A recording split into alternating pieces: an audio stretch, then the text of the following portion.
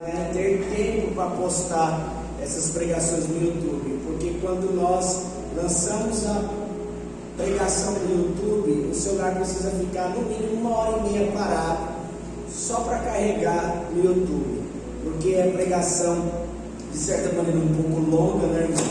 Não é na verdade rápido, então leva um tempo, e o pastor não pode ficar muito tempo sem pegar no celular, porque o pastor também tem um hotelzinho, o pastor tem esposa para cuidar e o pastor tem igreja para pastorear, amém? Mas em nome de Jesus o pastor vai dar conta, quem crê diga amém.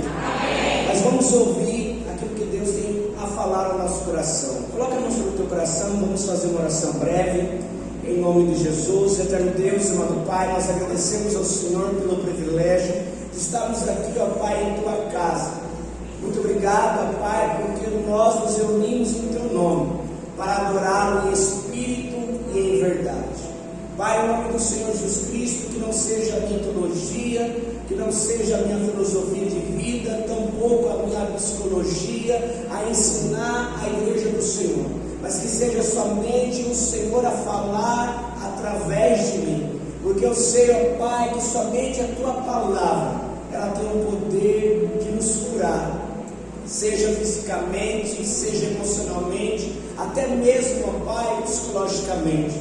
Que a tua palavra venha nos libertar de tudo aquilo, ó Pai, que nos impede de alcançar o êxito do Senhor em nossa vida. Que a tua palavra venha nos libertar, ó Pai, de todo e qualquer impedimento, ó Deus, que faz com que nós não venhamos alcançar também o alvo do Senhor, que é sermos um homem e uma mulher segundo o teu coração. Que esta palavra liberada venha transformar o coração da tua igreja que aqui está. Assim, desde já nós oramos e te agradecemos. A igreja diga amém. Amém. Eu creio que todos nós, seres humanos, estamos à procura de algo. Eu sei que quando você começou a entender um pouco mais da lógica, da razão da sua existência, você começou a procurar não apenas aquilo que vai acrescentar na sua vida, mas como você começou a procurar o sentido da vida. O interessante é que o homem ele sempre está à procura de algo. O homem está à procura de uma melhora. O homem está à procura de um crescimento, seja ele intelectual, seja ele emocional, porque o que não falta hoje na internet são os coaches da vida. O que não falta hoje na internet são os filósofos da vida. O que não falta hoje na internet são os doutores do ensino. E nós podemos perceber que a humanidade em si, ela é ávida pelo conhecimento. Ela está à procura de algo. Você está à procura de uma melhora na sua vida? Sim ou não? Você está à procura, e eu posso provar para você que você procurou e que você achou. Você procurou um emprego melhor. Você procurou uma casa melhor, por mais que seja uma casa de aluguel. Você procurou ter um carro melhor, por mais que seja um carro seminovo ou um carro usado. Você procurou uma faculdade que viesse dar a você uma condição de vida melhor no amanhã. Você procurou até mesmo essa pessoa que hoje faz parte da sua família como seu cônjuge. Você está sempre à procura de algo. Será que este sentimento que nós temos em nosso íntimo é um sentimento que é apenas humano? É um sentimento primitivo desde as eras adâmicas, desde as eras verotestamentárias, que fala que o homem sempre procurou algo para a vida dele. E nós aprendemos que Deus, em sua onisciência, que significa conhecedor de todas as coisas, não apenas da ciência em si, mas conhecedor do meu passado, do meu presente e do meu futuro. Deus que é onipotente, aquele que tem todo o poder, aquele que criou o céu e a terra e todo o universo, mas um Deus que também ele é onipresente, um Deus que está aqui, um Deus que está lá, um Deus que se encontra em todo lugar, onipresença. Esse Deus, em sua soberania, o que é ser soberano? Ser soberano é estar acima de todas as coisas e ter o poder sobre todas as coisas. Se ele falar vem, as coisas vão vir. Se ele falar vai, as coisas irão. Por quê? Porque ele tem todo o poder. E a Bíblia fala, ou melhor, a Bíblia deixa bem claro, subentendido para nós, que o soberano Deus, ele decidiu procurar pessoas. Mas ele decidiu procurar pessoas não porque ele precisa das pessoas. Deus ele decidiu procurar as pessoas porque Deus ele sabe que quando as pessoas o encontram, a sua vida nunca mais é a mesma, a sua vida é transformada e esta pessoa se torna mais do que vencedora em Cristo Jesus. Todas as pessoas que se encontraram com Jesus não saíram da sua presença da mesma maneira, saíram tocadas pela unção do Senhor. Mas para isso é necessário que nós tenhamos fé.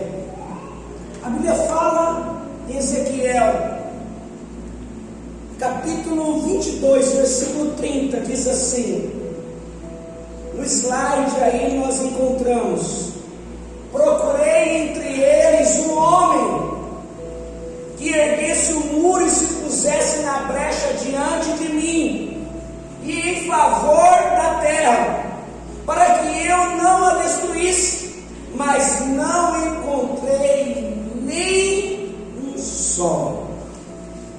Amém? Isso significa que Deus ele está à procura de uma única pessoa. Você vai levantar sua mão direita de autoridade e você vai dizer: Senhor, eis aqui essa pessoa. Diga mais uma vez com ousadia: Senhor, eis aqui essa pessoa. Quando nós vamos estudar o contexto desse capítulo, não apenas do capítulo, mas também do livro de Ezequiel, nós vamos aprender o porquê Deus ele estava decidido a destruir Israel. Deus estava decidido a destruir Israel e ele estava à procura de um intercessor que se colocasse na brecha em favor do povo, porque Israel vivia em rebelião contínua. Todas as vezes que Deus ele trazia Israel para perto de si, e Deus abençoava Israel com toda sorte de bênção, e Deus curava Israel, Deus libertava Israel, Deus prosperava Israel, quando Israel estava bem das pernas, quando Israel agora está cheio de vitória, de conquista, e Israel está cheio de prosperidade, Israel ele virava as costas para Deus, ele iria adorar outros deuses. E muitas vezes isso acontece com o ser humano. O ser humano ele chega até Deus à procura de algo, à procura de um milagre, à procura de uma prosperidade a qual ele não merece. Ele procura a Deus porque ele tem sonho para realizar, que segundo a capacidade dele ele não consegue alcançar. O homem procura a Deus por uma necessidade. A grande maioria de nós não chegamos até Deus por causa do Evangelho. A maioria de nós chegamos até Deus porque nós estávamos procurando algo para a nossa vida. Mas a Bíblia fala que Deus ele é amor. Deus não contém amor. Aquilo que contém amor significa que pode se tirar, pode se perder, pode se colocar para fora. A Bíblia não diz que Deus contém o amor, a Bíblia diz que Deus, Ele é amor. E se Ele é amor, Ele é dotado de toda paixão, de todo sentimento amável. Quando nós chegamos até Ele pela primeira vez, com segundas intenções, com interesse, a Bíblia deixa bem claro que esse Deus de amor, Ele é gracioso para conosco. Ele sabe que nós estamos chegando com segundas intenções, mas Ele ama tanto o ser humano, e Ele tem prazer em abençoar o ser humano, que Ele atende a nossa oração. Mas Deus, Ele não apenas atende a nossa oração, como Deus, Ele começa a transformar a nossa vida. Filipenses capítulo 1, versículo 6 diz assim: estou bem certo que aquele que começou a boa obra em vós há de completá-la até a vinda do nosso Senhor Jesus Cristo. Nós estávamos procurando algo para a nossa vida e nós encontramos em Deus. Mas Deus, Ele não se satisfaz em atender a nossa procura. Deus, Ele se satisfaz quando Ele encontra um homem, uma mulher que está disposto em se levantar e dizer: Senhor, eis aqui essa pessoa, eu sou a sua resposta para esta geração, eu sou a sua resposta para a minha família, eu sou a sua resposta para a minha empresa, eu sou a sua resposta para a minha faculdade, eu sou a sua resposta para a minha escola, eu sou a sua resposta.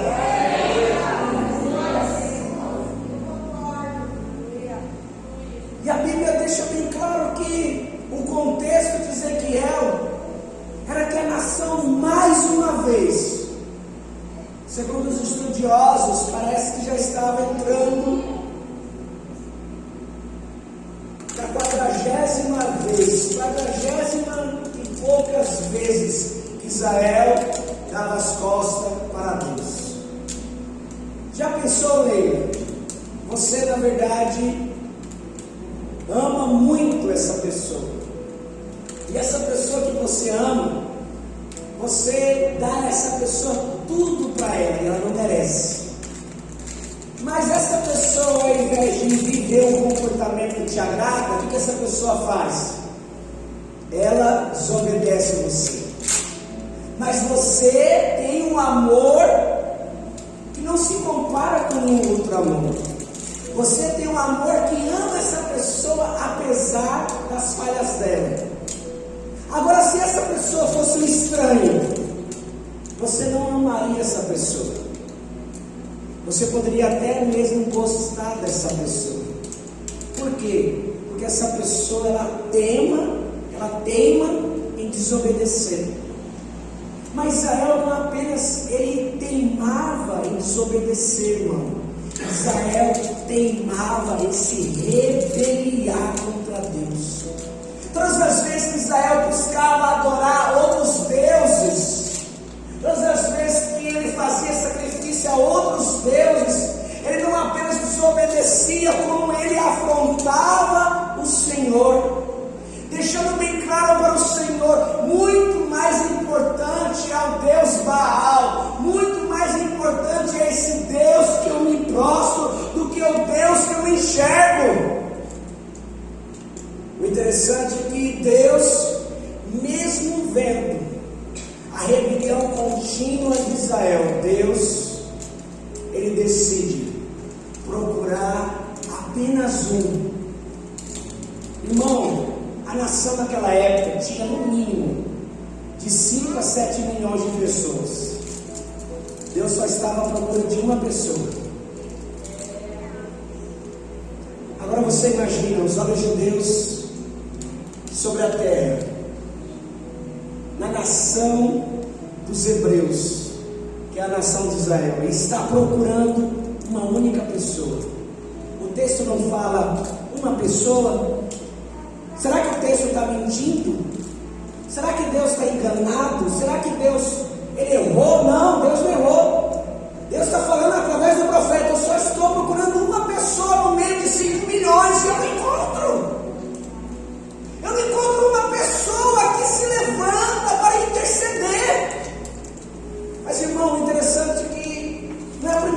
isso acontece? Praticamente já aconteceu outras vezes. Eu vou literalmente relatar para você. Quando Deus decidiu destruir Sodoma e Gomorra, a Bíblia fala que Deus chamou Abraão e Ele revelou a Abraão o desejo do seu coração.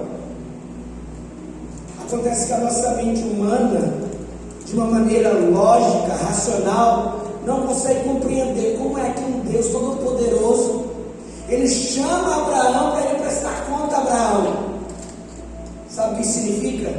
Significa que Deus, Ele se revela comigo, Ele se revela contigo, como se fosse um pai para com a filha, um pai para com o filho. O que o pai faz? O pai, ele revela o que está no coração dele. Meu filho, se você passar de ano, você pode ter certeza, além de você ir para um ano a mais, eu vou te dar a melhor bicicleta Caloi que existe na loja. Ele está revelando o que está no coração dele. E Deus, como pai, que ama muito Abraão e que ama muito Sodoma e Gomorra, Ele não quis de imediato destruir Sodoma e Gomorra. Deus, Ele chama Abraão e Ele fala assim: Abraão, eu vou destruir Sodoma e Gomorra. Abraão então fala: Senhor, se tiver 50 justos, o Senhor não destrói? Deus fala assim: se tiver 50 justos, eu não destruirei. E Deus, rapidamente, de imediato, na velocidade da luz, passa os olhos sobre Sodoma e Gomorra. Fala para Abraão: não tem 50. Deus, se tiver 40, se tiver 30, se tiver 20. Aí Abraão apela, porque ele tem nem 20. Gente, é uma cidade de milhões de pessoas. Segundo o relato histórico, Sodoma e Gomorra deveria ter no mínimo de 1,5 milhão, 2,5 milhões de pessoas, porque era Sodoma e Gomorra, eram duas cidades, uma colada na outra, como se fosse Cuiabá e Várzea Grande. E não tem nem 20. Aí Abraão apela a Rose. O que Abraão faz? Deus, se tiver 10, no meio de 1,5 milhão, se tiver 10, Senhor, o Senhor não destrói? Deus, não vou destruir. Só um momento, Abraão. Abraão não tem 10. Dessa cidade só tem 4. Como assim 4, Senhor? Só tem Ló, as suas 2 filhas e a sua esposa, que ainda vai virar estátua de sal. Ou seja, só tinha 3, porque uma ainda era rebelde. Só tinha 3.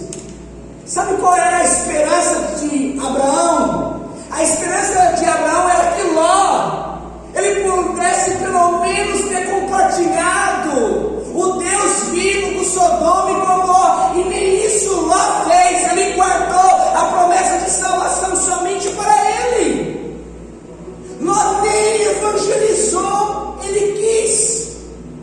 Ou melhor, nem evangelizar ele quis. E muitas vezes é isso que acontece. Às vezes a gente tem vergonha de evangelizar. A gente tem vergonha de evangelizar porque não é que nós somos tímidos, é porque nós nos achamos incapazes. Nós achamos que quando a gente for evangelizar, as palavras não vão sair muito bem colocadas no português. Nós achamos que quando nós formos evangelizar, a pessoa ela vai resistir. Nós achamos que quando nós formos evangelizar, a pessoa vai nos tomar como um crente chato. E todos esses argumentos, de certa maneira, é plausível. Mas, irmão, nós temos que entender que Deus, Ele não chamou os tímidos. Quando fala de tímido, não está falando da pessoa que ela tem uma dificuldade de se relacionar com as outras, que ela tem uma dificuldade de conversar com as pessoas e levar as pessoas até aquele assunto interessante que ela quer abordar. O tímido na Bíblia é aquela pessoa que ela está diante de uma situação e ao invés de ela ter a oportunidade de fazer algo, ela se cala.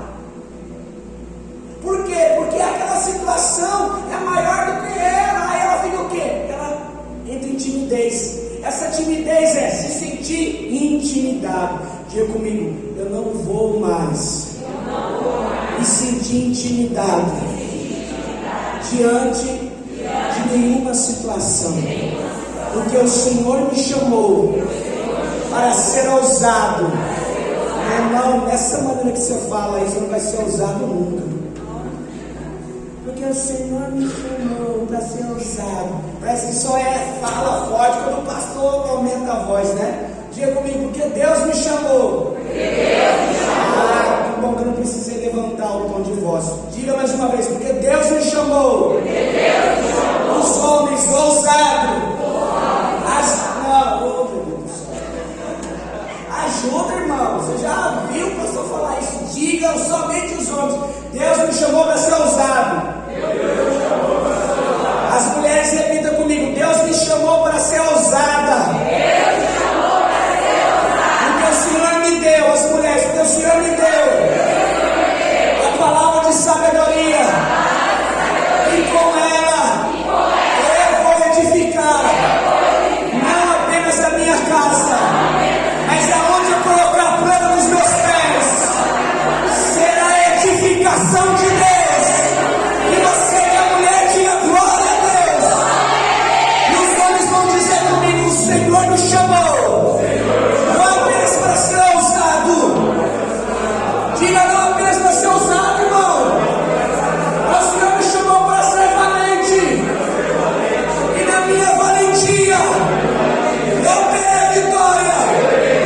Eu conquistarei aquilo que eu não conquistei nesses últimos 10 anos, porque o Senhor fará grandes coisas com a mão no peito na minha vida e através da minha vida.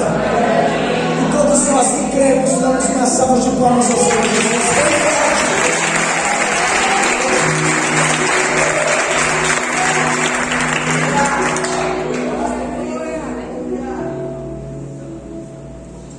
E Deus então decidiu destruir Sodoma e Gomorra. Por quê? Porque ele procurou e não achou. Mais uma prova que Deus procura. A Bíblia fala que depois que Deus criou Adão e Eva, a Bíblia diz em Gênesis capítulo 3, depois que Adão e Eva pecou, a palavra do Senhor fala que Deus então desceu no jardim e procurou Adão e Eva. E o relato bíblico diz assim: e Deus, ele vinha todo dia, no virar do dia para a noite. Ou seja, todo dia Deus vinha procurar o homem para ter comunhão. A pergunta que o Senhor vai fazer para você nesta noite: será que ele vai encontrar um homem e uma mulher que realmente está disposto a ser achado por ele nessa noite? Porque Deus, ele procurava Adão e Eva todos os dias. Irmão, Deus não está à procura de você somente no domingo, não. Não é somente na quarta, não. Deus não está procurando você somente para atender as suas orações. Deus está à sua procura. Eu sei que teologicamente falando, através do Espírito Santo, nós somos templo do Senhor. Mas de uma maneira filosófica, Deus está à nossa procura, porque Ele sabe que somente através da nossa identificação com a procura dEle diária, que nós realmente seremos transformados de glória em glória. Então eu provei para você, com A mais B, que Deus ele procura.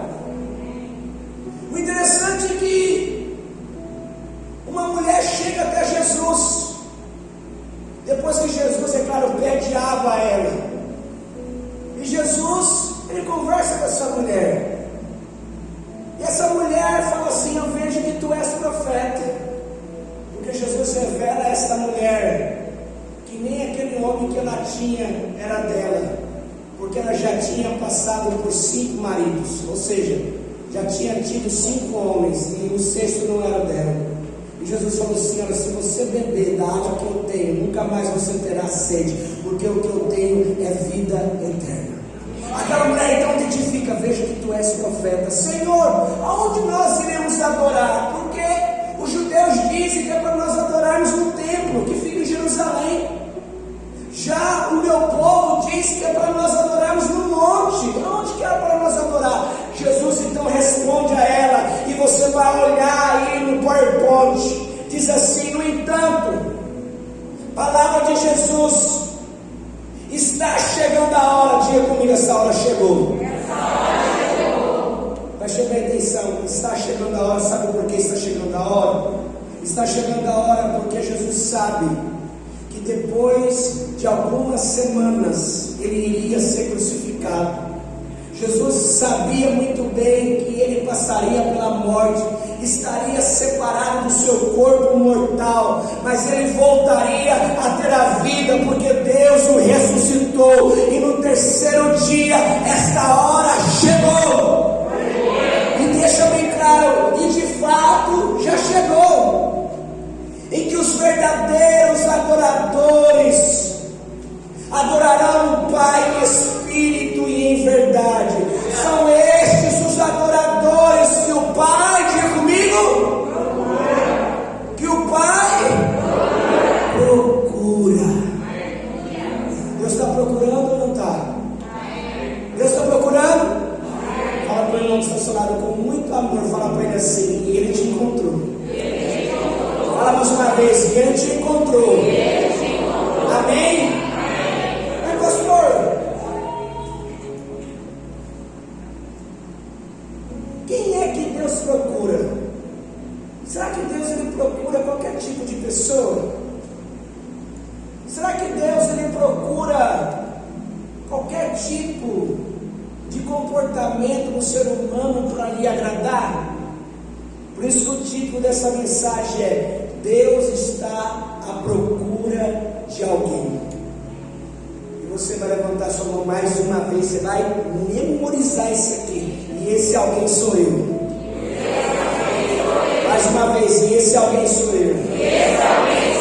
Amém? Então vamos lá para a aplicação.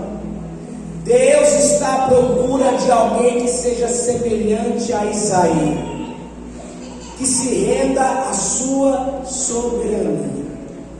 Deus está à procura de alguém que seja semelhante a Isaías, que se renda à sua soberania.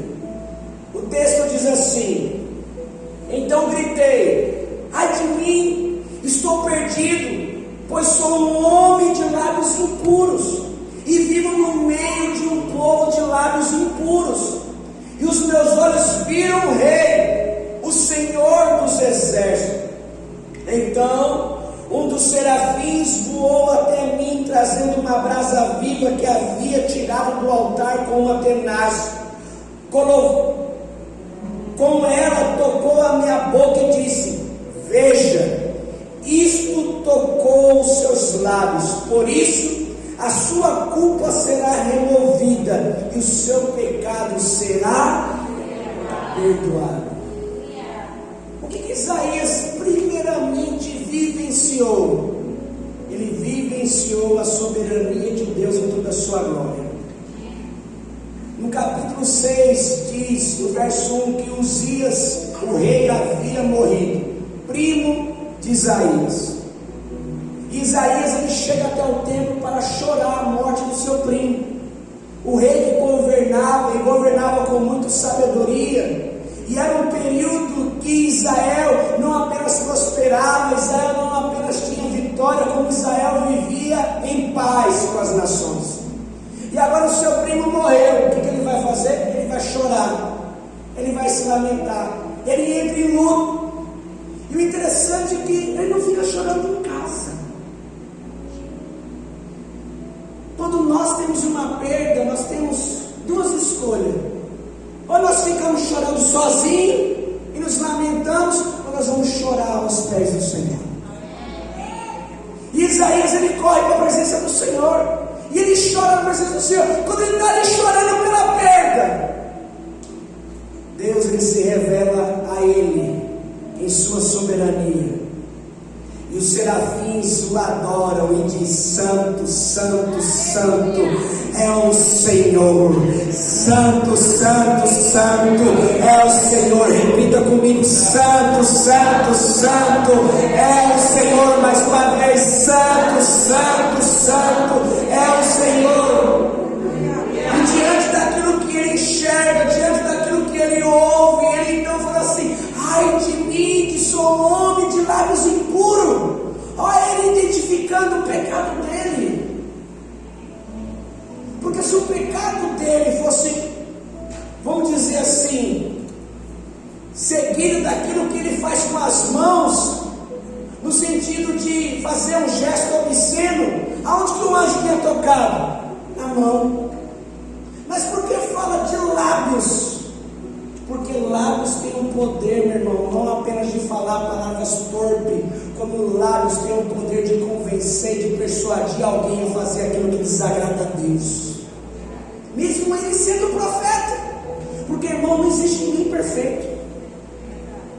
O dia que nós encontrarmos uma empresa perfeita, e nós fomos contratados por essa empresa, ela vai deixar de ser perfeita. O dia que nós encontrarmos uma igreja perfeita, e o pastor falar assim: você agora vai membrar nessa igreja, a igreja vai deixar de ser perfeita. O que o pastor está querendo dizer? Não existe nada perfeito. A única perfeição é o Senhor. É claro que eu não estou redimindo, ou melhor, é claro que eu não estou remindo você ou a mim de sermos um referencial, de sermos um bom testemunho. Não é por causa da minha falha, da minha imperfeição, que eu vou dizer assim: irmão, agora você pode seguir a vida do jeito que você quiser, você pode seguir os seus desejos carnais, porque não existe ninguém perfeito. Paulo diz assim: aprendei comigo, sejam os meus imitadores, como eu sou de quem? De Cristo. Já pensou? Uma pessoa chegar nesse nível espiritual? Muitos teólogos dizem assim, querendo na verdade aperfeiçoar o texto. Eles dizem assim: Paulo está querendo dizer o seguinte: aprendei comigo, estou me colocando no caminho, e nesse colocar no caminho eu estou literalmente caminhando a Cristo. É isso que o texto fala? O texto fala isso? O que o texto está falando? Aprendei comigo, sejam os meus imitadores, como eu sou imitador de quem? O que ele está fazendo? Ei, eu estou me assemelhando de uma maneira tão grandiosa como Jesus, que se você espelhar em mim, você estará se assemelhando a Jesus. É claro que não tem nenhum Paulo aqui na sua frente. E você não tem que se assemelhar com o Leandro. Você não tem que se assemelhar com, vamos dizer assim, com a irmã Jussiana. Você tem que se assemelhar com Jesus. Amém? Mas mesmo assim nós temos que ser um referencial para a nossa família. Nós temos que ser um referencial na nossa empresa. Nós temos que ser um referencial na faculdade. Temos que ser um referencial na escola. Então nós aprendemos aqui que Deus ele se revela a Isaías. E Isaías faz uma identificação do seu pecado. E a identificação do seu pecado era lábios impuros, porque o povo tinha os lábios impuros, porque os lábios falam também não apenas de convencer uma pessoa a fazer algo errado. Lábios falam também de adoração, aquilo que não é segundo a vontade de Deus, mas sim adoração segundo a sua própria vontade. E Deus toca então através de um anjo a boca de Isaías e fala: a sua culpa foi removida e o seu pecado foi perdoado. O interessante é que no versículo seguinte, Isaías ele só ouve a chamada de Deus, que Deus fala assim: quem há de ir por nós? A quem eu enviarei? Ou seja, Deus, Ele precisava de um representante na terra para anunciar as boas novas.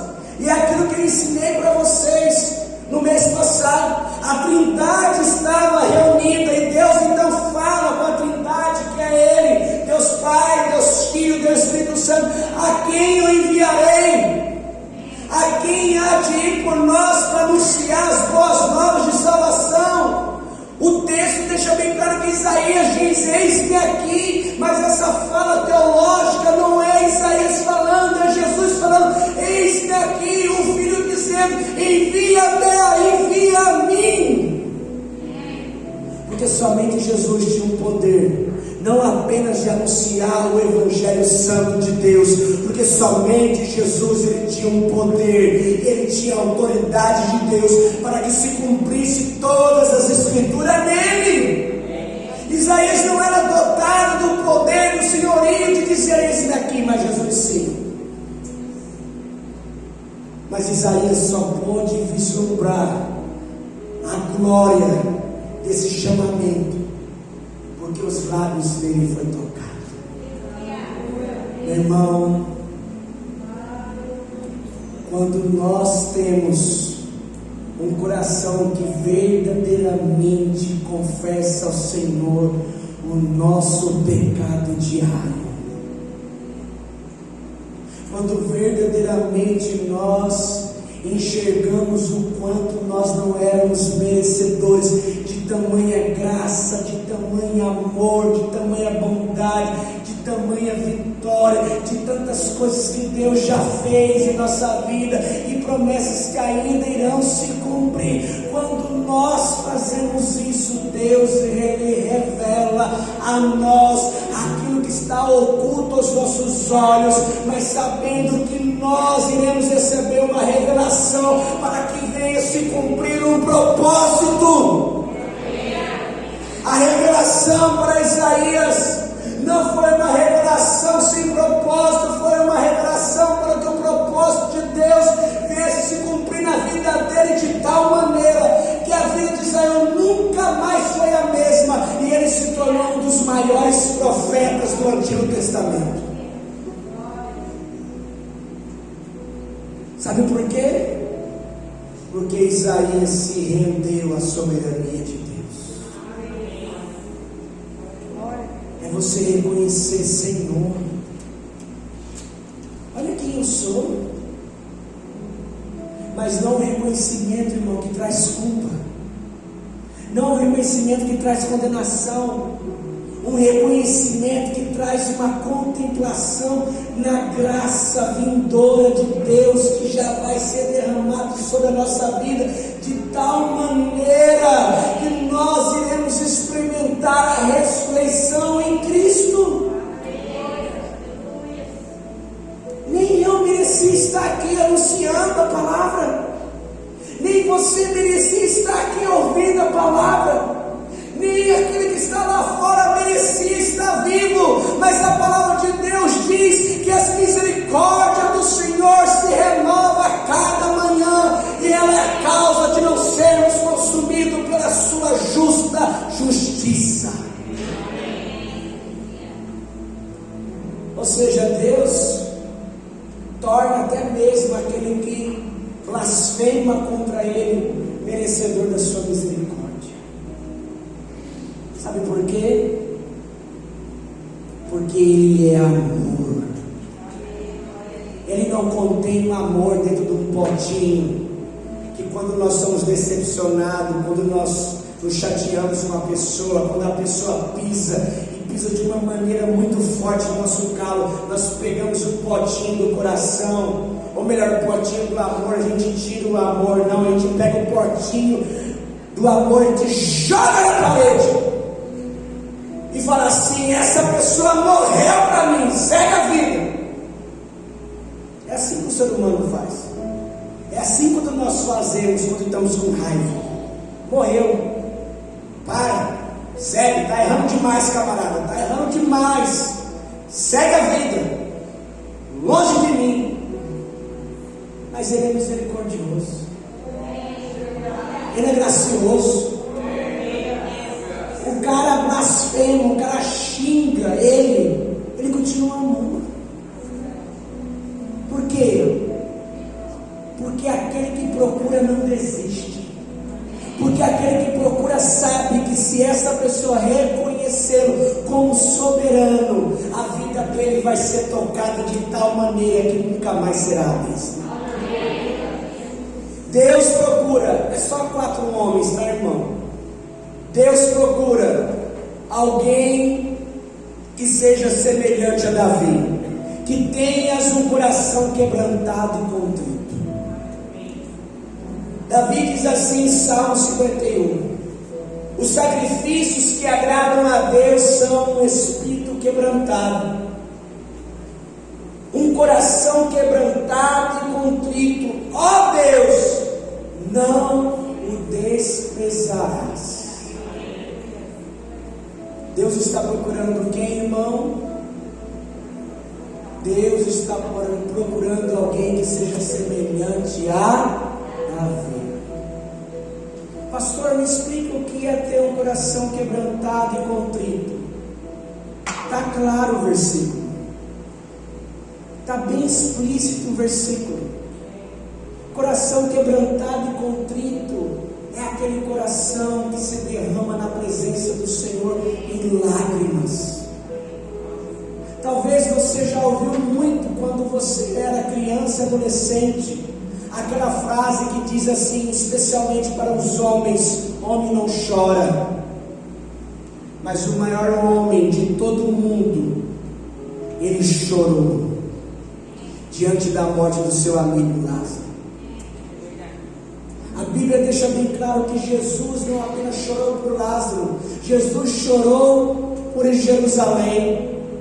Jesus chorou quando Israel estava se rebelando contra ele, não aceitando as boas novas de salvação. A Bíblia fala que Jesus ele sobe ao monte para orar, e Jesus chora por Israel.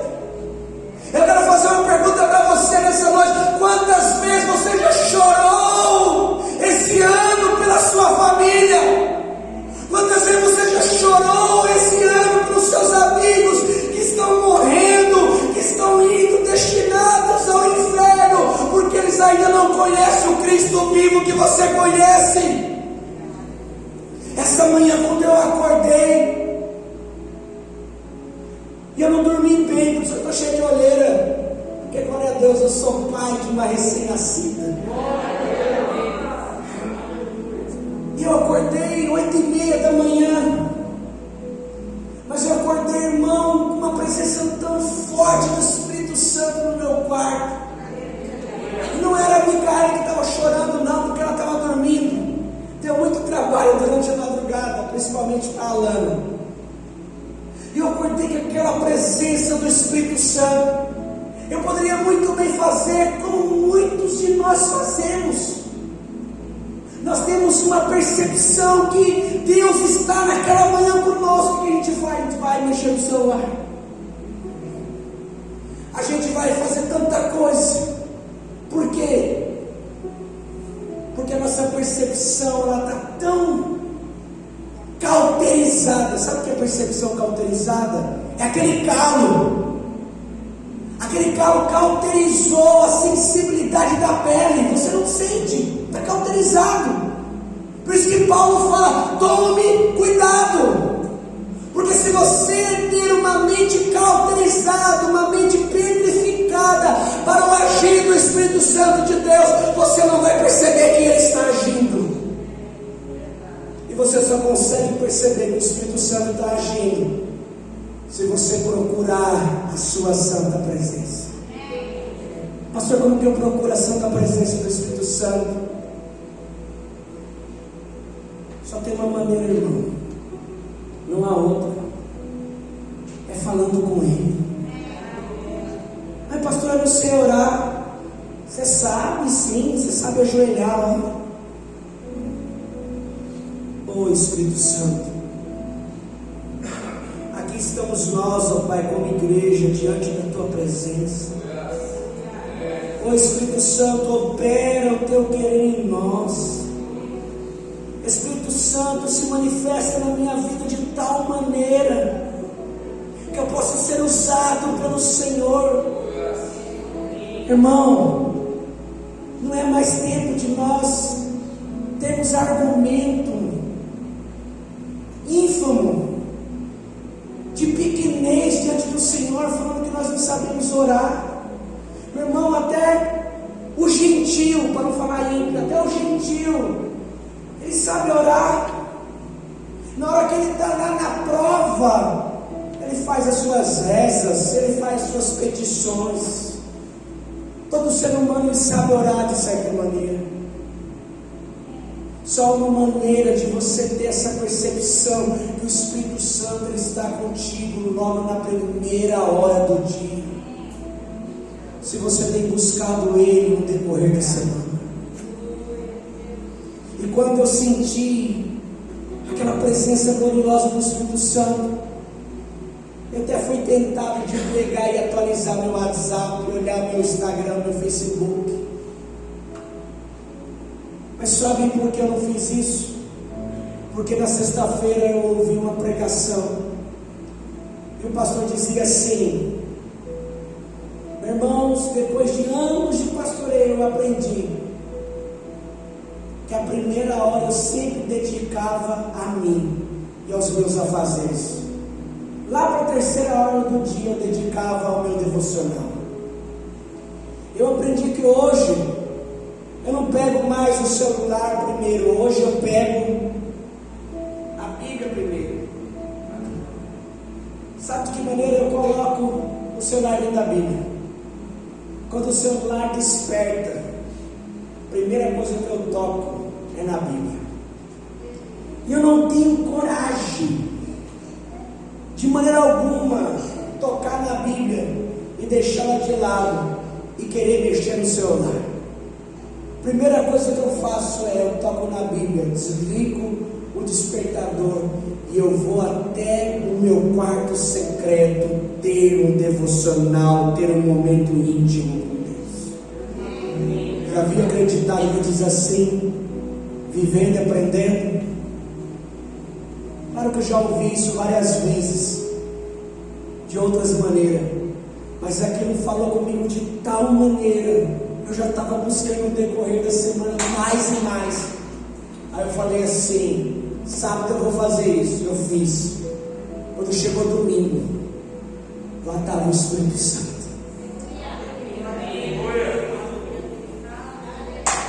Eu entrei dentro do banheiro.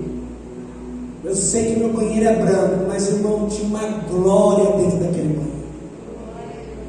Meu irmão, eu nem comecei a escovar os dentes, eu já comecei a chorar na presença do Senhor de alegria. Sabe aquele choro que não é choro de culpa, não é choro de condenação, não é choro porque alguém fez algo contra você, aquele choro de alegria que você está transbordando de alegria, que você fica assim, uau, eu não acredito, é tanta glória, é tanta unção, que Ele está aqui, e Ele está aqui de uma maneira tocável.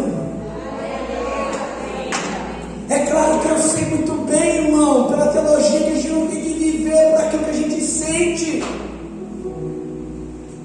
Eu sei, mas irmão, não tem como você não sentir a presença dEle se você buscá-lo.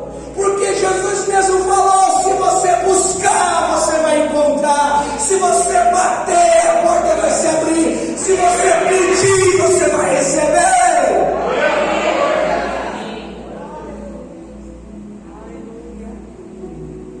É por isso que Davi está falando. O Senhor está à procura de um coração quebrantado e contrito. E muitas vezes o nosso coração está de pedra. O nosso coração está endurecido por causa das perdas, está endurecido por causa das críticas, está endurecido por causa da religiosidade, que muitas vezes diz assim, para que tudo isso?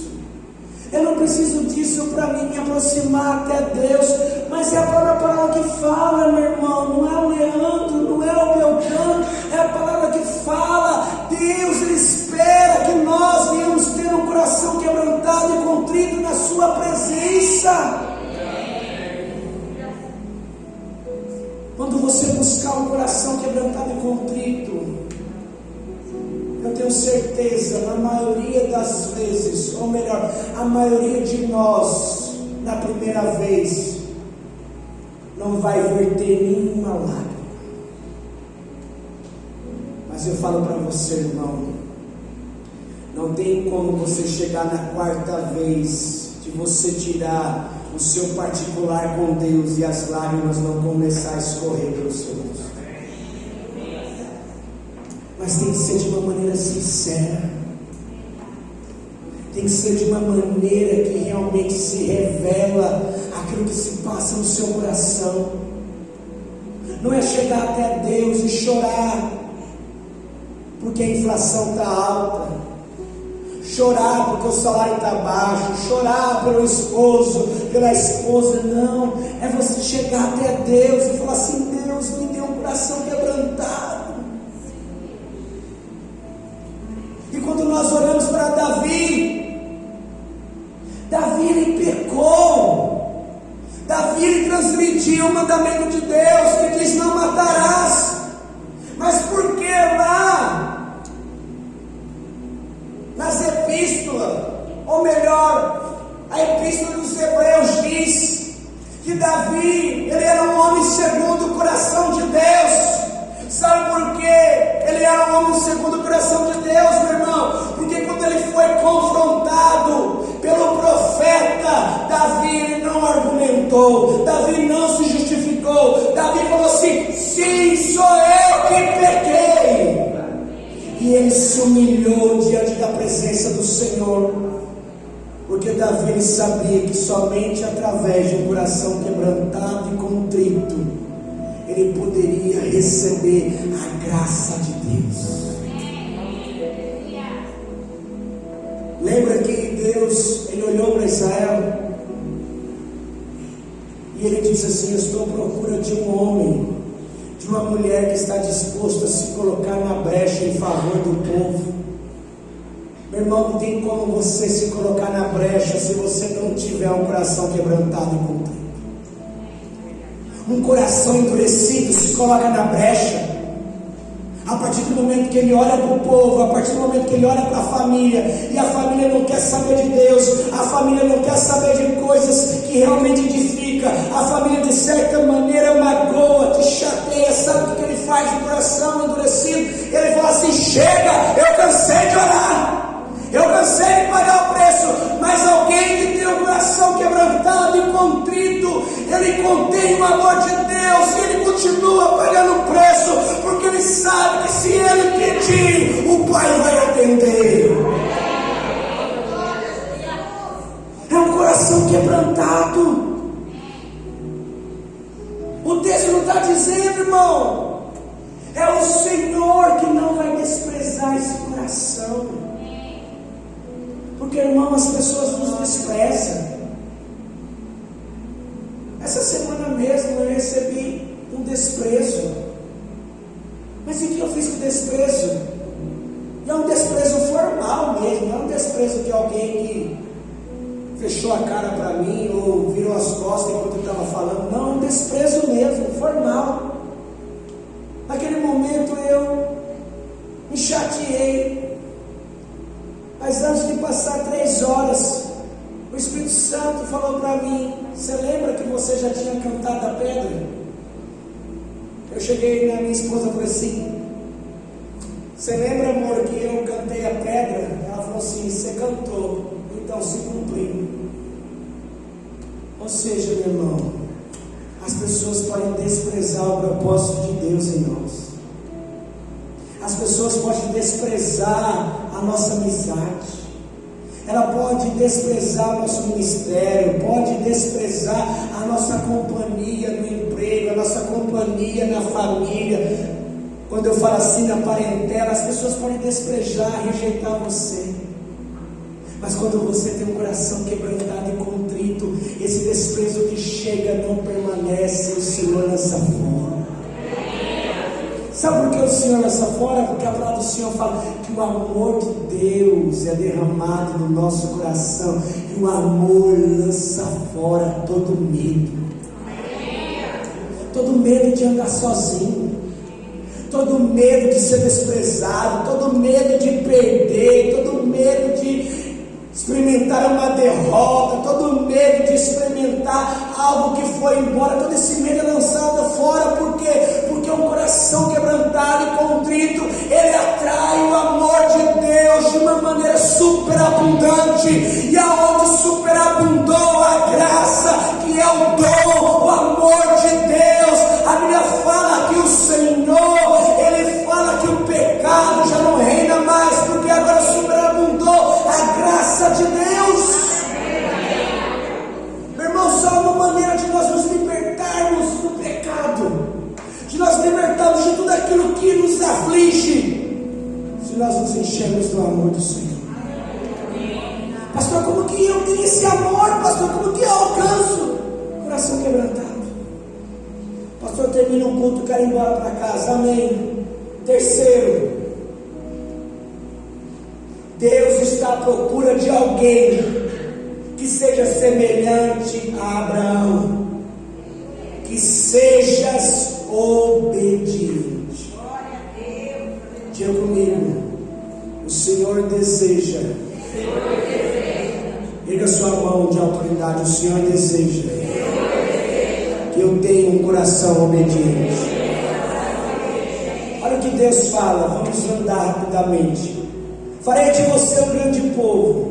É a chamada de Deus para Abraão. Lembra da chamada de Deus para Isaías? Agora a chamada de Deus para Abraão, muitos séculos antes da chamada de Isaías. Farei de você um grande povo e o abençoarei. Tornarei famoso o seu nome e você será uma bênção. Diga comigo, recebo. Diga mais uma vez, recebo.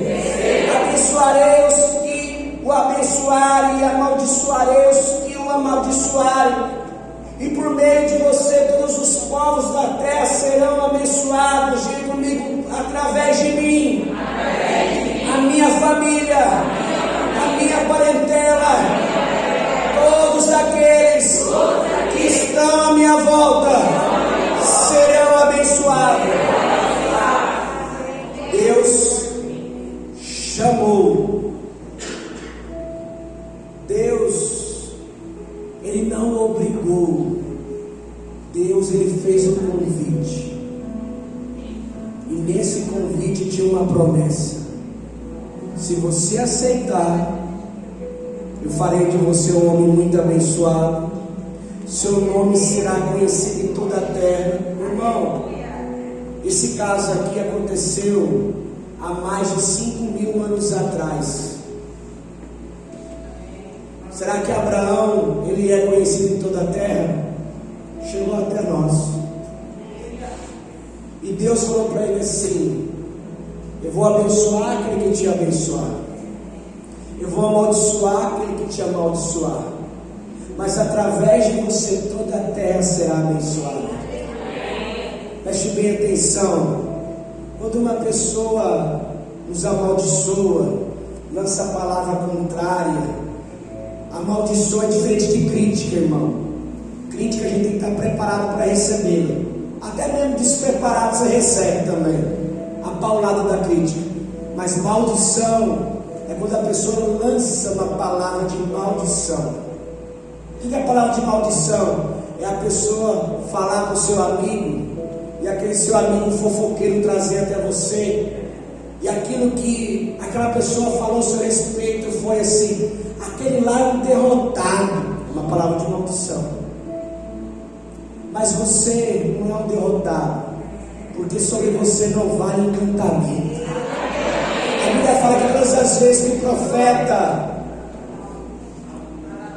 Nabal não, não sei o que pode dizer Balaão, todas as vezes que o profeta Balaão se levantava para profetizar contra Israel, e ele era pago para profetizar contra, ou seja, amaldiçoar. Todas as vezes que o rei pagava para amaldiçoar, na hora que ele ia lançar a palavra de maldição, se tornava a palavra profética. Aí o rei: mas você não consegue, irmão,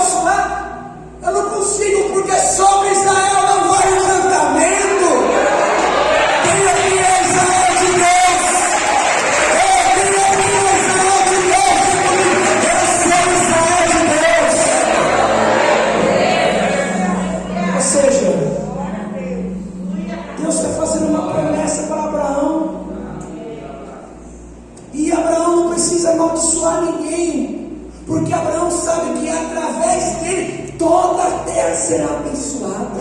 Meu irmão, até aquele que amaldiçoa você, Deus vai usar você como instrumento para abençoar ele.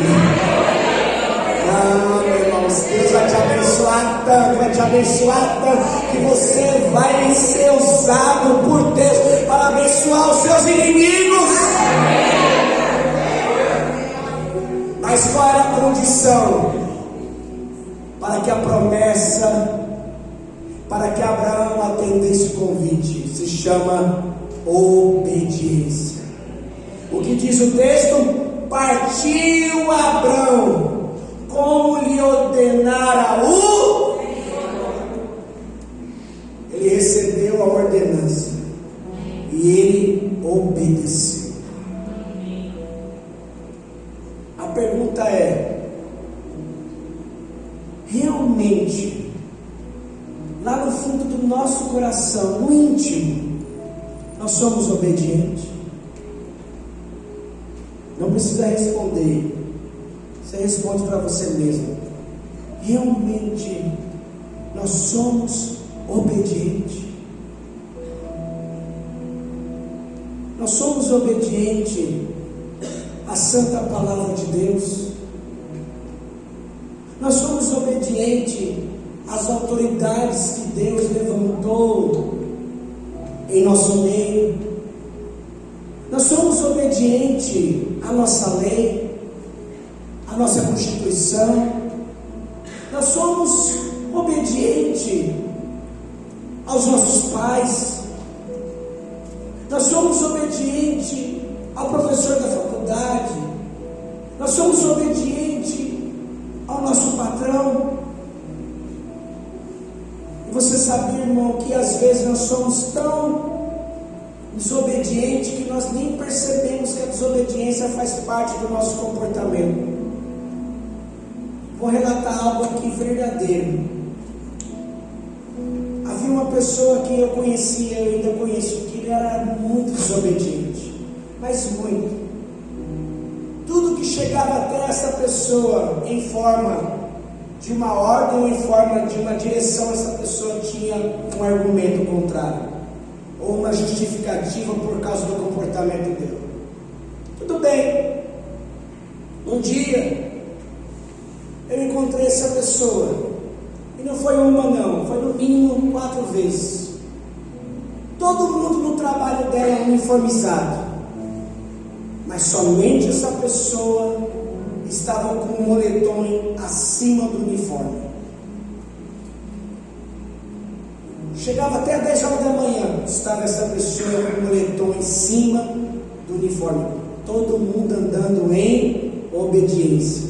Mas como a desobediência faz parte do comportamento dessa pessoa, ela nem percebe que a desobediência está visível aos olhos de todos. Quando a pessoa está literalmente andando em desobediência, meu irmão, você pode ter certeza, aquilo que ela está plantando, ela vai colher. E isso é visível.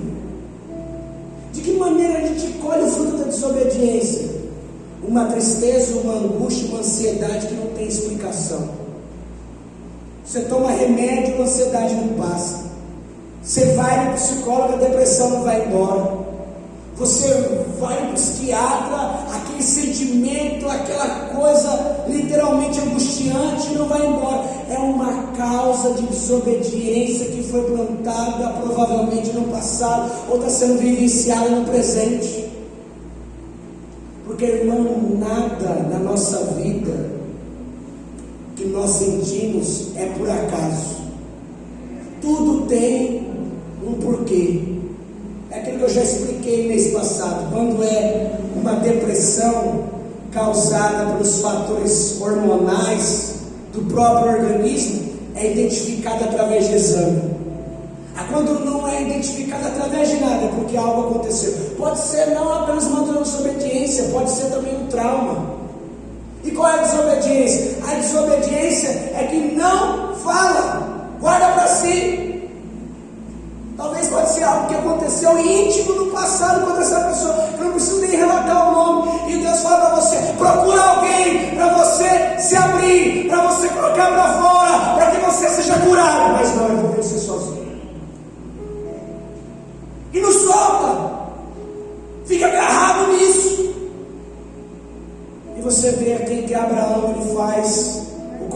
desobediência. Abraão, ele pega tudo, sai do meio da parentela dele. Gente, quem é essa consciência? Que depois que recebe uma palavra de Deus, ele pega tudo, larga o melhor emprego, larga os seus parentes, pega somente ele e a sua esposa, ele não tinha filho ainda, pega ele e a sua esposa, pega também os seus empregados, leva também Ló, que não valia nada, que depois lá na frente se rebela contra ele, divide a prosperidade dele, larga todo mundo. Por quê? Porque ele sabia que somente através da obediência Deus iria cumprir a promessa de Deus na vida dele. Agora, para encerrar, obediência, ela é escalonada. Você obedece hoje, Deus ele vai escalonando a sua obediência. Amanhã você vai ter que obedecer muito mais. E Abraão, ele obedece em partir. Abraão, ele obedece em outras coisas. Deus fala para Abraão: agora você, Abraão, depois que Abraão já obedeceu muito, Deus fala para Abraão: agora você sai da sua tenda, olha para o céu, está vendo as estrelas? Assim será a sua descendência, inumerável. Tem como contar a estrela, irmão? Não tem. Se contar, vai dar verruga. É assim que fala agora, criança. Inumerável. Eu acho que Abraão deve ter pensado assim: estou ficando doido. Minha esposa é estéril, estou ficando doido. Eu acho que ele pensou com a lógica, mas no coração queimava a fé. Porque não era qualquer um que estava falando com ele. Não era o Leandro, o comedor de arroz e feijão, que estava falando com ele. Era o Deus Todo-Poderoso que falava e mostrava para ele que tinha uma promessa.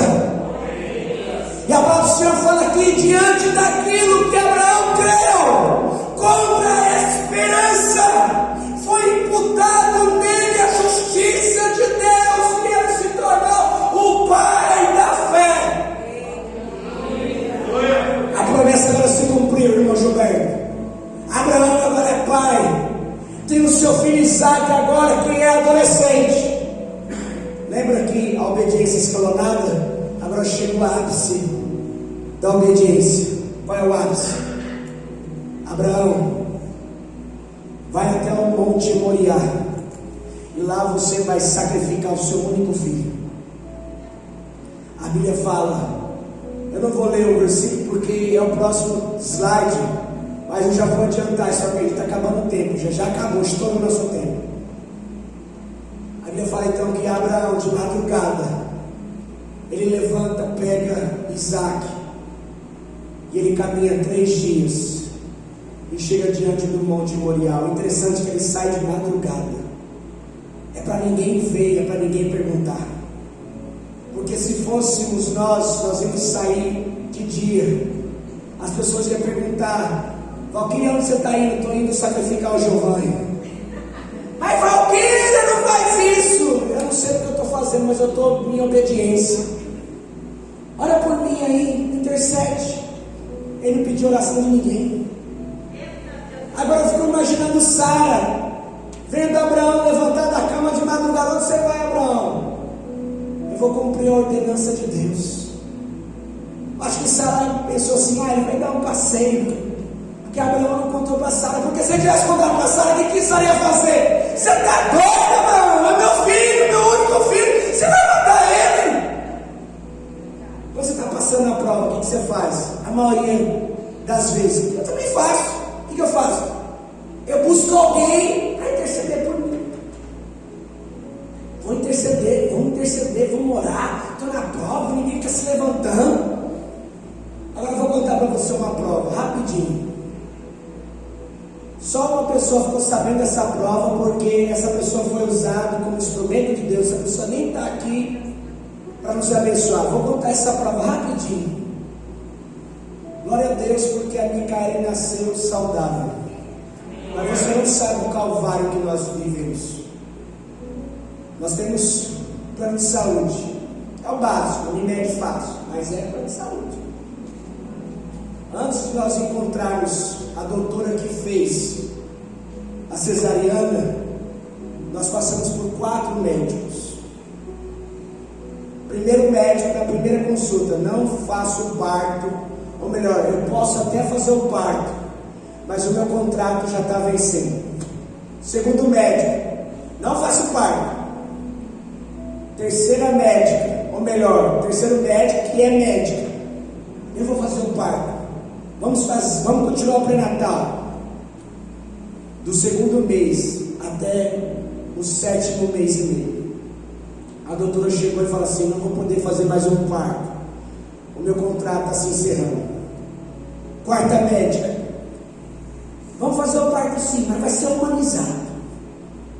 Não, mas não é bem assim, doutor. Não, vai ser humanizado.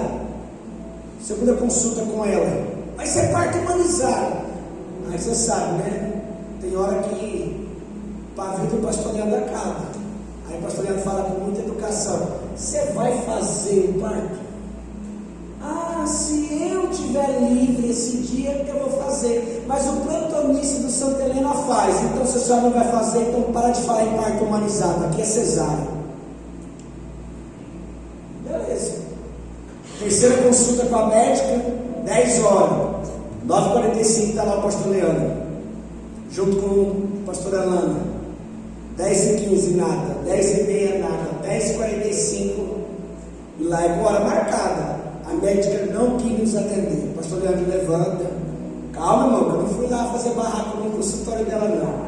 Só fui lá na recepção e falei assim: ó, cancela a consulta, não é para cobrar.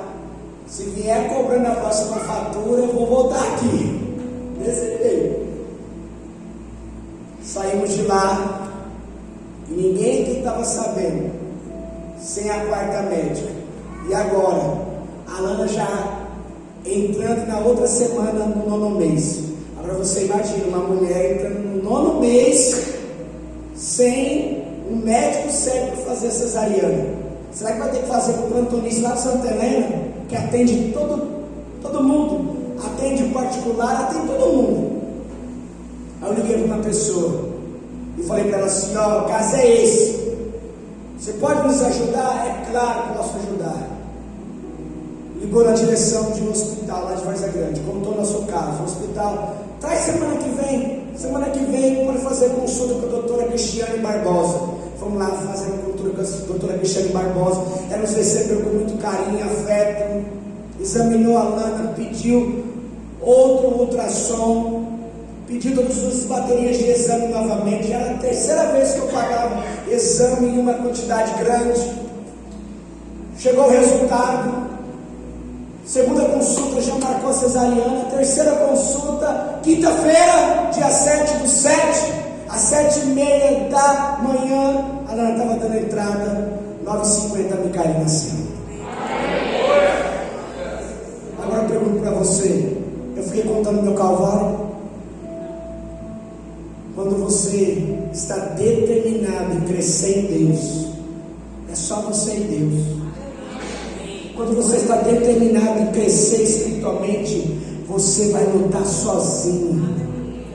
Meu irmão, tem luta que você luta sozinho, tem luta que você luta acompanhado, mas você pode ter certeza, quando a vitória chega, ela chega para abençoar todos. Quando Abraão chega no Monte Moriá, e Abraão levanta o cutelo para matar o seu filho, Deus fala para Abraão: Abraão, não estenda a mão contra o menino. E Abraão então não mata Isaac. Deus é onisciente, sim ou não? Ele sabia que Abraão não iria matar o filho, sim ou não?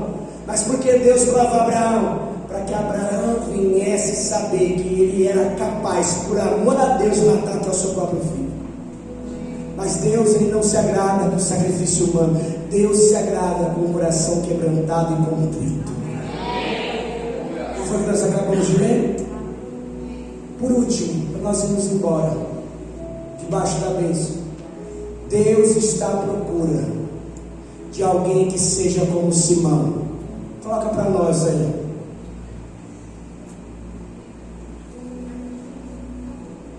Disposto a se tornar um verdadeiro discípulo. Eu só encerro esse texto. Eu sei que ficou longo demais a palavra. A Bíblia fala que Jesus ele chegou até o mar de Genezaré. E Jesus ele chegou com uma turma muito grande de pessoas. E Jesus, ele não pergunta para Simão. Quem é Simão? Simão Pedro, amém? Jesus não pergunta para Simão: Simão, eu posso subir no seu barco? Ele não pergunta para Simão: Simão, eu posso, na verdade, usar o seu barco como púlpito? Não, Jesus chega e sobe. Por quê? Porque ele precisa de um lugar alto para anunciar as boas novas. Depois que Jesus anuncia as boas novas e Pedro está lá, eu creio, literalmente consertando as redes, Jesus fala para Pedro o quê? Pedro, vá para onde as águas são mais fundas, e a todos lance as redes para a pesca. Depois que ele pregou, ele falou: Pedro, eu sei que você pescou a madrugada toda e não pegou nada, você e seus amigos, porque Pedro era pescador. Irmão, o mar de Genezaré não é um mar em si, mas o mar de Genezaré, ele tem 14 metros de comprimento. É uma lagoa gigante, gigante. É um braço do mar, e o Monte Moriá também desce com minerais e água até ele. Ou seja, é um braço do mar. Tem muito peixe. Pedro sabia que todas as vezes que ele saía para pescar, o que ele encontrava no mar? Tinha comido peixe. Mas naquela madrugada, literalmente, os peixes se esconderam. Por que os peixes se esconderam? Porque o dono do peixe ia chegar. E o dono do peixe chegou, prega e fala para Pedro: Pedro, leva um barco mais para dentro do mar. Se você continuar o texto, o que fala o texto? Senhor, nós pescamos a madrugada toda e nada apanhamos. Mas porque o Senhor está falando, debaixo da tua palavra lançarei a rede. Preste bem atenção, irmão. Lembra que a obediência é escalonada? Sabe por que a obediência é escalonada? Porque é através da obediência que se forma o verdadeiro discípulo. Se Pedro tivesse negado a Jesus a subida do barco, ele não tinha se tornado o verdadeiro Pedro, discípulo de Jesus. Se ele tivesse negado: ei, pode parar aí, você está subindo no barco. Além de você estar subindo no barco, eu estou aqui consertando a rede, chega essa multidão toda atrapalhando aqui. Pedro fez isso. E a Bíblia fala que Pedro, ele era esquentadinho, ao ponto que quando foram prender Jesus, e prenderam Jesus, o que Pedro fez? Pedro tirou a espada e cortou a orelha de um soldado, sim ou não? Ele era esquentadinho ou não era? Mas naquela hora ele não foi esquentadinho não, ele ficou quietinho. Tem um homem subindo no meu barco, vou ficar calado. Esse homem está anunciando as boas novas, vou ficar só consertando aí. Agora esse homem, ele manda eu entrar no barco, levar o barco de onde eu vim e ainda jogar a rede. Olha, eu só vou fazer porque de certa maneira Pedro sabia quem era Jesus, mas ele ainda não conhecia o Jesus que faz milagre. E ele obedece. Quando ele lança a primeira rede, vem uma porção enorme de peixe. Era tanto peixe, que ele pediu ajuda para outro barco. Veio outro barco. E era tanto peixe, uma rede enorme, que os barcos começaram o quê? Encher de água. Aí Pedro chega com os peixes na praia. Imagina a cena. Pedro chega com os peixes na praia, todo mundo, nossa, peixe. De madrugada ninguém pegou nada, agora chegou o peixe, vamos comprar o peixe. Eita, lá Pedrão, ó. Marcos, tá lá Pedrão, vendendo muito doce, tô ganhando dinheiro. É a melhor pescaria que um homem pode ter. Muito dinheiro está entrando, dinheiro a rodo. Minha empresa está bombando. Leonardo, eu estou ganhando 10 mil reais. Eu estou aqui, analista de sistema. Eu sou chefe. Eu estou ganhando dinheiro como empresário. Eu estou dinheiro como servidor público. Eu estou achando de ganhar dinheiro, irmão Leila. Aí Jesus Jesus fala para ele assim: Pedro, eu tenho uma proposta para você. Se você me seguir, a partir de hoje você não será mais pescador, você será pescador de homem. Preste bem atenção. Você está aí ralando para conquistar as coisas da vida, e a proposta de Jesus é melhor do que ralar para conquistar as coisas da vida. A proposta da vida que Jesus faz: ei, se você comprar a minha ideia, ei, se você aceitar o meu convite, ei, se você aceitar o meu convite, eu vou fazer de você, Pedro, um iletrado, um semi-analfabeto, um nervosinho, um esquentadinho. Eu vou fazer de você um homem que era apenas pescador frustrado. Eu vou fazer de você o grande pescador de homens, porque a partir do momento que Pedro se levantou, depois que Jesus morreu, a Bíblia fala que Jesus, ele ascendeu aos céus na primeira pregação, depois que o Espírito Santo desceu sobre todos. Pedro, ele converteu através do Espírito Santo 3.000 homens, sem contar mulheres e crianças. Sabe por quê? Porque ele aceitou o convite de caminhar com Jesus. E isso não foi da noite para o dia, irmão. A transformação de um discípulo, ela é como se fosse a metamorfose de uma largata para a borboleta.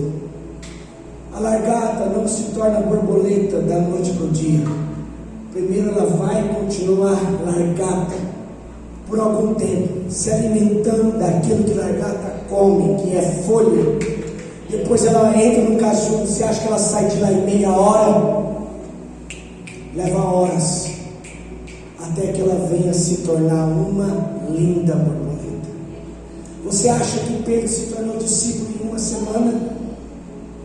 Os estudiosos dizem que o ministério de Jesus, anunciando as boas novas, durou 3 anos e meio. Mas era 3 anos e meio na faculdade de 24 horas com o verdadeiro mestre da vida.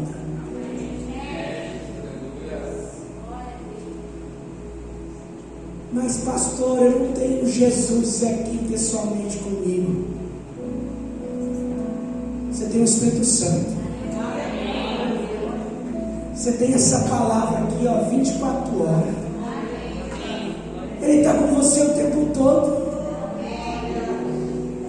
Porque ainda não se tornou um verdadeiro discípulo, irmão. Não estou falando que você não é uma pessoa boa de coração, que você não é uma pessoa temente a Deus, mas Ele não está procurando uma pessoa boa de coração. Ele não está procurando uma pessoa que vem à igreja no domingo. Ele está à procura de um verdadeiro discípulo que atende os seus convites. Ah, pastor, mas eu não consigo. É claro que consegue. É claro que você tem capacidade. O único ato que você tem que dizer é esse daqui. O que Isaías falou?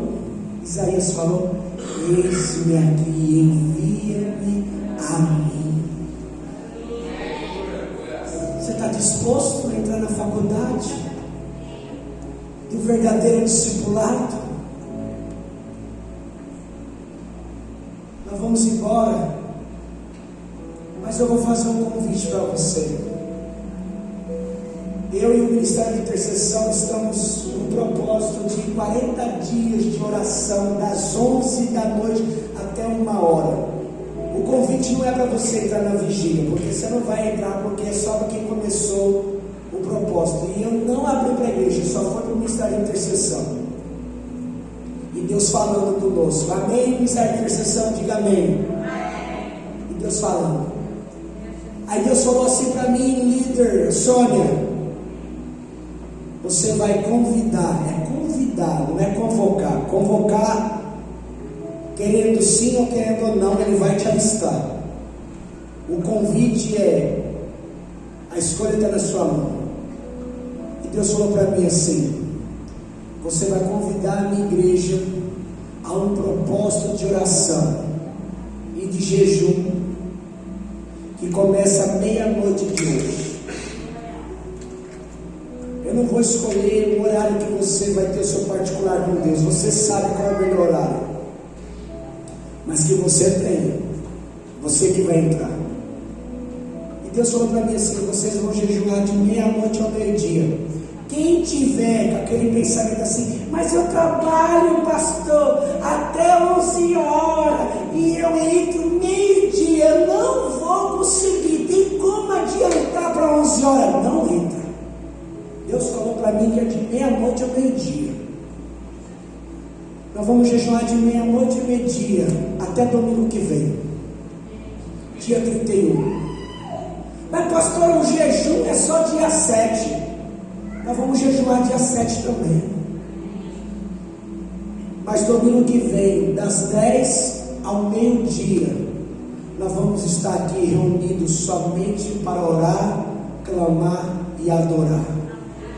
Não vai ter pregação, só vamos ler a palavra e não vai ter explicação, porque literalmente a unção vai ensinar todas as coisas. Amém?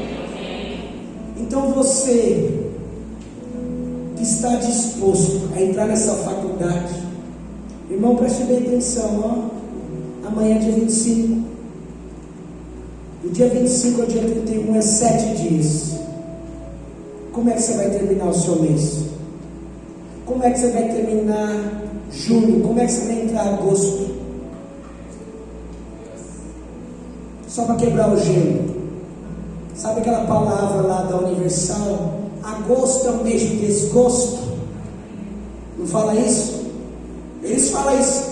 Você vai ver, vai chegar agosto, coloca lá na Universal lá. Agosto é um mês de desgosto. Está repreendida essa palavra lançada por esse povo.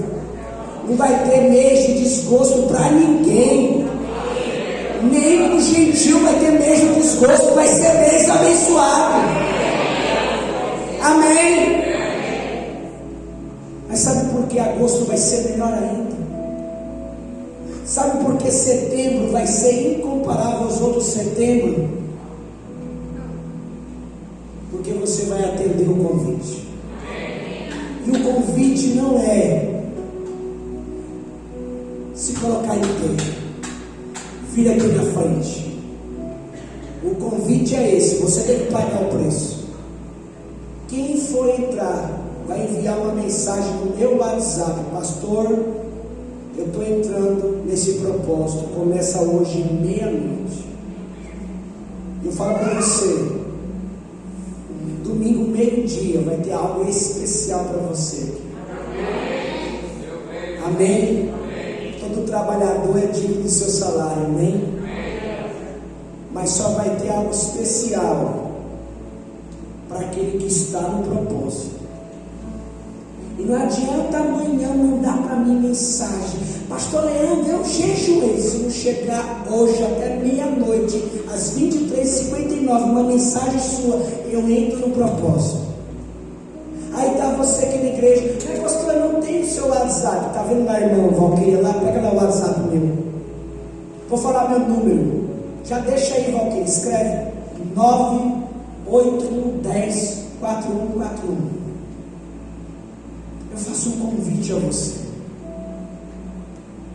A palavra do Senhor diz assim: buscai e encontrareis, batei e abri-se-vos-á, pedi e recebereis. Entra no propósito. Faça como essas pessoas que Deus está procurando. Se coloque em pé, vamos orar em nome de Jesus. Deus abençoe a sua vida, Deus abençoe a sua família, Deus abençoe a sua parentela, em nome de Jesus. Fique na paz.